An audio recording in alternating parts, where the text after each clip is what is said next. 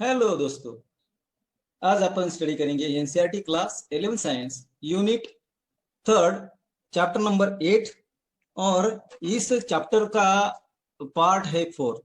तो इस कंटेंट में आप जानेंगे कि differences in mitochondria and chloroplast, cilia and flagella, rough endoplasmic reticulum and smooth endoplasmic reticulum के बारे में।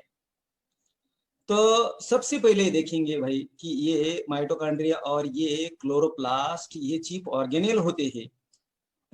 तो माय डियर फ्रेंड्स, यहाँ पर जानेंगे कि आप क्या कि यूकैरियोटिक सेल आप जानते हैं कि फंगी की सेल होती है, ये प्लांट की सेल होती है, अलगी की सेल होती है और एनिमल की सेल होती है। 4 टाइप्स के यूकैरियोटिक सेल होते हैं: अलगी, प्लांट, फंगी और प्रोटिस्ट। ये प्रोटिस्ट आपके लिए नया होगा, लेकिन किंगडम सॉरी ये बायोलॉजिकल क्लासिफिकेशन चैप्टर में आप इसके बारे में अच्छी तरह से जानेंगे, समझेंगे भाई।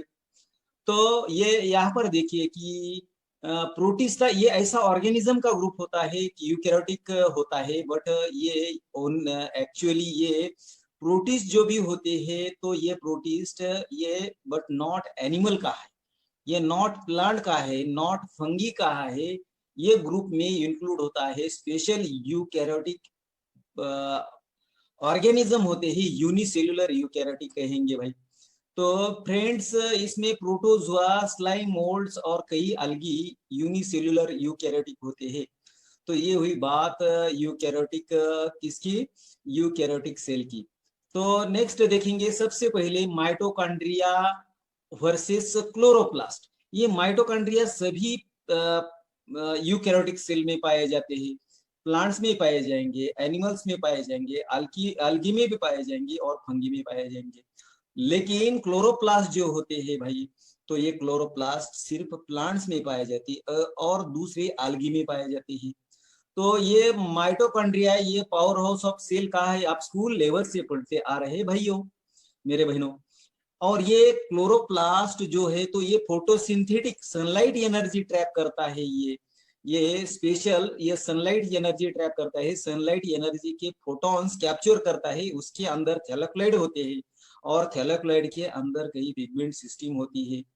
तो इसके बारे में आप यहाँ पर इस कंटेंट में की डिफरेंसेस यानी कि डिफरेंसेस क्या है और माइटोकॉन्ड्रिया और क्लोरोप्लास्ट में सिमिलैरिटी कौन सी होती है, इसके बारे में स्पेशली जानेंगे। तो फ्रेंड्स, ये माइटोकॉन्ड्रिया और क्लोरोप्लास्ट काफी इंपॉर्टेंट ऑर्गेनेल होते हैं सेल के, कौन से, यूकैरियोटिक सेल के। प्रोकैरियोटिक सेल में ये दोनों भी नहीं पाए जाती। प्रोकैरियोटिक सेल बैक्टीरिया का होता है और प्रोकैरियोटिक सेल में यदि कई फोटोसिंथेटिक बैक्टीरिया यानी कि साइनोबैक्टीरिया होते हैं तो उसमें सिर्फ ये कई फोटोसिंथेटिक पिगमेंट्स होते हैं, स्पेशल स्ट्रक्चर फोटोसिंथेसिस के लिए नहीं होता। याद रखिए, यहाँ पर काफी इंपॉर्टेंट बात आपके लिए कह रहा हूँ भाइयों और मेरे बहनों। नेक्स्ट बात करेंगे यहाँ पर डिफरेंस की, तो माइटोकॉन्ड्रिया और ये क्लोरोप्लास्ट।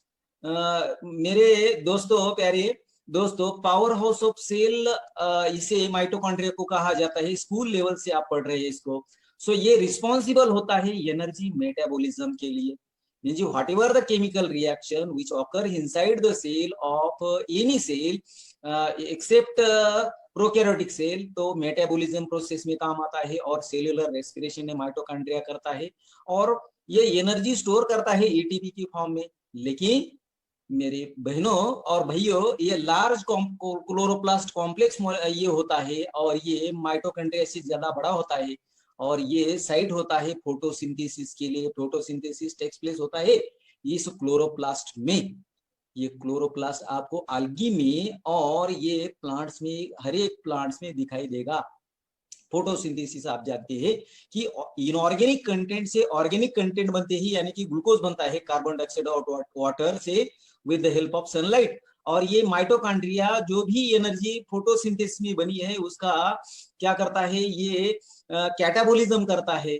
ये हुई बात माइटोकॉन्ड्रिया की। और यहाँ पर देखिए कि mitochondria present in all types of aerobic organism, जितने भी ऑर्गेनिज्म एरोबिक ऑर्गेनिज्म होते हैं with the help of oxygen से रेस्पायर करते हैं, वो कौन से होते हैं, प्लांट्स भी होते हैं, एनिमल्स भी होते हैं, फंगी भी होते हैं। लेकिन कई बैक्टीरिया एनारोबिक होते हैं, कई बैक्टीरिया एरोबिक होते हैं। तो ये हुई बात एरोबिक ऑर्गेनिज्म की। और ये यदि आप देखेंगे कि ये क्लोरोप्लास्ट में प्रेजेंट होता है ग्रीन प्लांट्स में, ग्रीन आल्गी में, और कई प्रोटिस्टा होते हैं यूग्लिना के। तो यूग्लिना को आप हाइब्रिड कहेंगे भाई। जब ये सनलाइट में जाता है तो फोटोसिंथेसिस करता है, जब अंधेरे में रहता है वो तो रेस्पिरेशन करता है। ये याद रखिए, यूग्लिना काफी इंपॉर्टेंट होता है। ये आपको कॉन्ट्रेडिक्टरी दिखाई देगा ये। नेक्स्ट देखेंगे कि माइटोकॉन्ड्रिया का शेप कैसा होता है, बीन शेप्ड होता है, और क्लोरोप्लास्ट डिस्क शेप्ड होता है। ये mitochondria colourless organelle colourless organelle होते हैं, और ये क्लोरोप्लास्ट ग्रीन इन कलर के होते हैं। याद रखिए, कलरलेस होते हैं ऑर्गेनेल माइटोकॉन्ड्रिया, और ये ग्रीन होते हैं क्लोरोप्लास्ट। यदि आप माइटोकॉन्ड्रिया की बात करते हैं तो माइटोकॉन्ड्रिया में मैट्रिक्स होता है ये, और ये क्रिस्टी होती है, और दो चेंबर होते हैं माइटोकॉन्ड्रिया में, आउटर और इनर के बारे में। माइटोकॉन्ड्रिया की क्रिस्टी और ये माइटोकॉन्ड्रिया की दो चेंबर होते हैं। लेकिन क्लोरोप्लास्ट में ये मैट्रिक्स की बजाय क्या होता है, मैट्रिक्स और क्रिस्टी की बजाय कौन से ये सब पार्ट होते हैं कि स्ट्रोमा, यानी कि जेली लाइक फ्लूइड होता है, थैलाक्लाइड होते हैं। थैलाक्लाइड के अंदर एक स्टैक्स ऑफ कॉइन होती है, और उसके अंदर ये क्लोरोफिल के पिगमेंट होते हैं। ये दो कंटेंट जो भी होते हैं, टू चेंबर्स होता है क्लोरोप्लास्ट, यानी कि माइटोकॉन्ड्रिया भी टू चेंबर्स का होता है, क्लोरोप्लास्ट भी टू चेंबर्स का होता है। यहाँ पर ये इंपॉर्टेंट बात अगेन यह कहते हैं कि ये माइटोकॉन्ड्रिया ऑक्सीजन कंज्यूम करता है, लेकिन ये आपका ग्रीन प्लास्टिड क्लोरोप्लास्ट जो होता है तो रिलीज करता है ऑक्सीजन। आप ऑक्सीजन से जो भी जीते हैं तो क्लोरोप्लास्ट की कमाल है।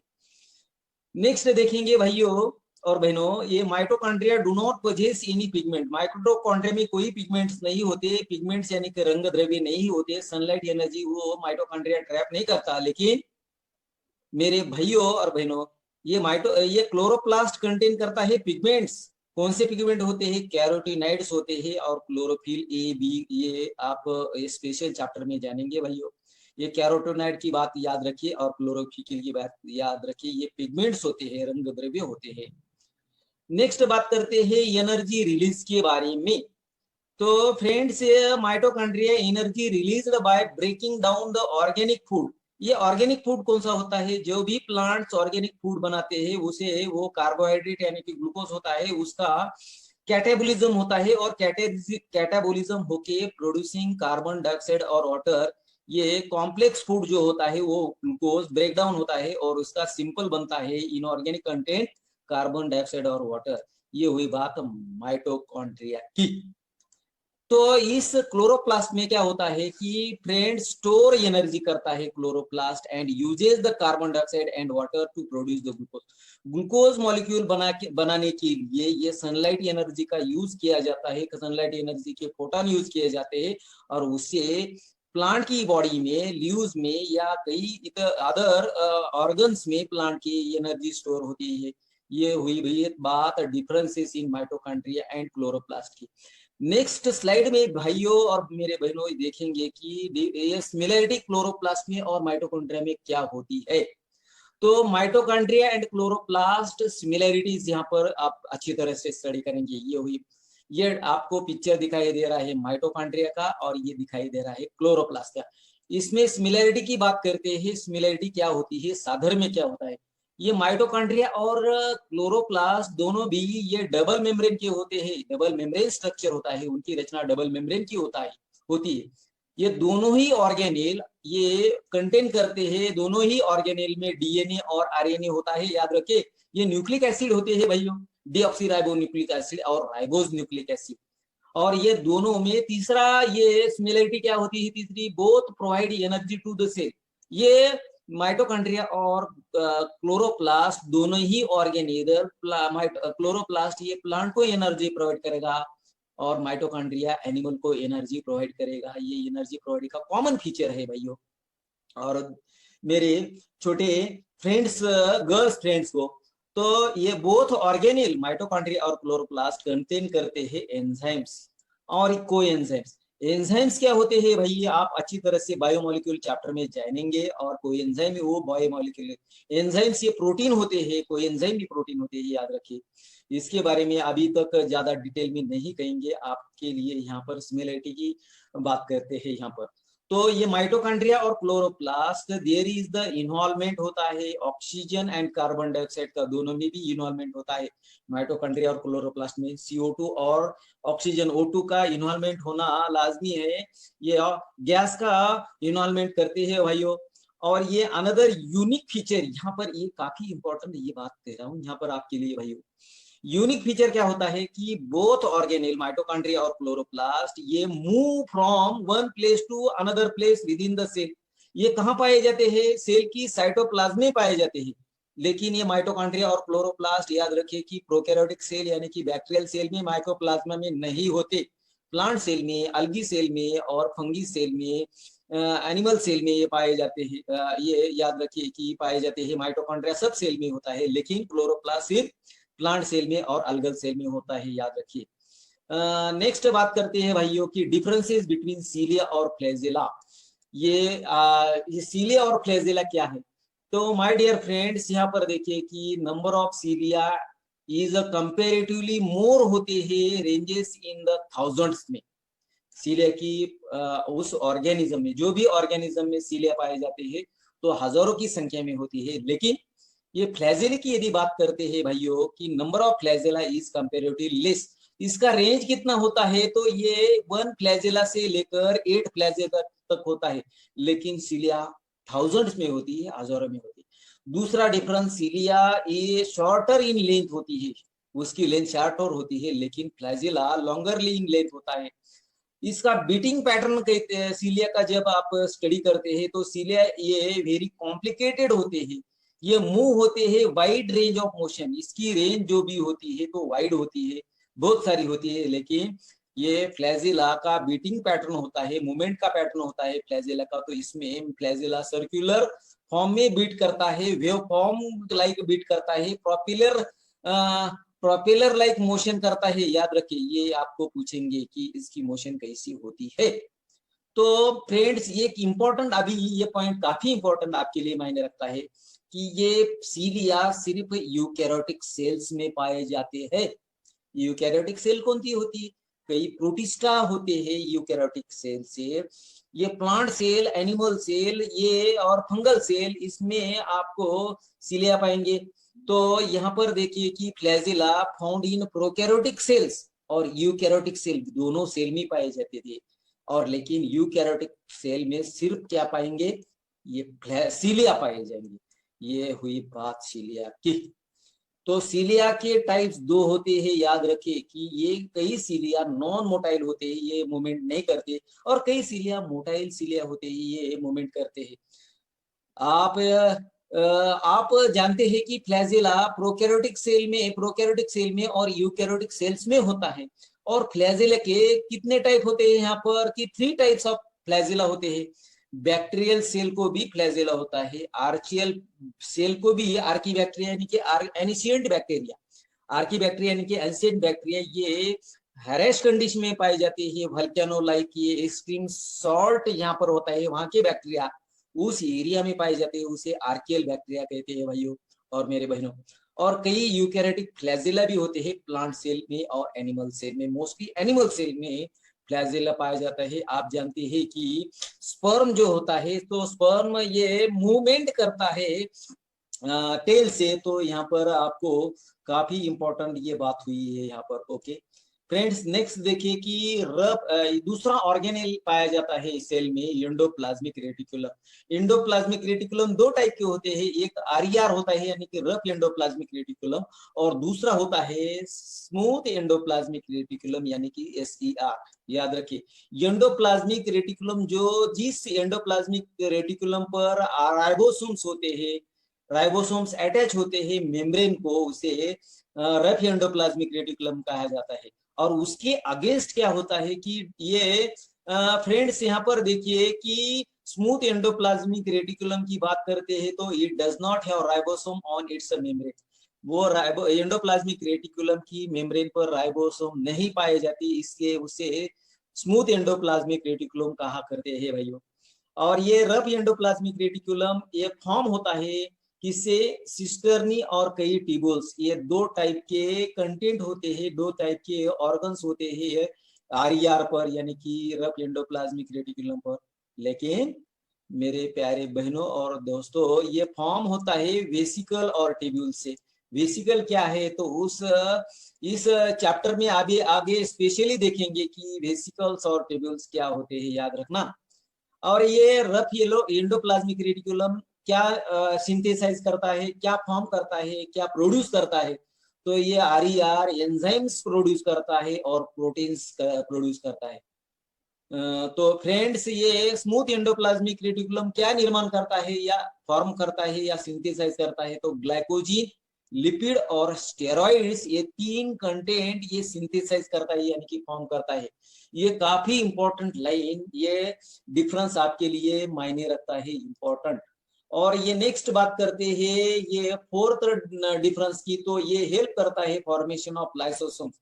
लाइसोसोम्स के बारे में, ये सुसाइड बैग्स होती है, ये स्टेटमेंट मेरे ख्याल से याद रखो। ये लाइसोसोम के बारे में अच्छी तरह से जानेंगे भाइयों। और ये smooth endoplasmic reticulum gives rise, ये क्या करता है कि स्पेरोसोम्स यानी कि ओलियोसोम्स, आपके एनसीईआरटी में ये ओलियोसोम नहीं लिखा, लेकिन स्पेरोसोम्स की बात बिल्कुल कही है, तो स्पेरोसोम्स गिव्स राइज करता है, बनाता है। और ये आरईआर क्या फॉर्मेशन करता है, लाइसोसोम्स का सुसाइड बैग का फॉर्म करता है। ये हुई बात लाइसोसोम्स की, और ये स्पेरोसोम्स की या ओलियोसोम्स की। नेक्स्ट डिफरेंस देखेंगे भाइयों, internal, it is internal and connected with the nuclear envelope. ये आरईआर एक न्यूक्लियर एनवलप को कनेक्ट करता है, और ये आरईआर काफी एक तरफ ये प्लाज्मा मेम्ब्रेन को कनेक्ट करता है। स्मूथ एंडोप्लाज्मिक ये पेरिफेरल ये साइड को होता है, ये कनेक्ट होता है प्लाज्मा लिमा से कनेक्ट करता है। प्लाज्मा लिमा की बात करेंगे एक स्पेशल वीडियो में, याद रखिए, ये काफी आपके लिए मायने इंपॉर्टेंट मायने रखता है, याद रखिए। और ये नेक्स्ट की बात करते हैं डिफरेंस की, तो ये आरईआर डेवलप होता है किससे, न्यूक्लियर एनवलप से। न्यूक्लियर एनवलप जो भी होता है, न्यूक्लियर एनवलप, न्यूक्लियस का एनवलप डबल मेम्ब्रेन का होता है, वहां से लेकर वहां से डेवलप होता है आरईआर।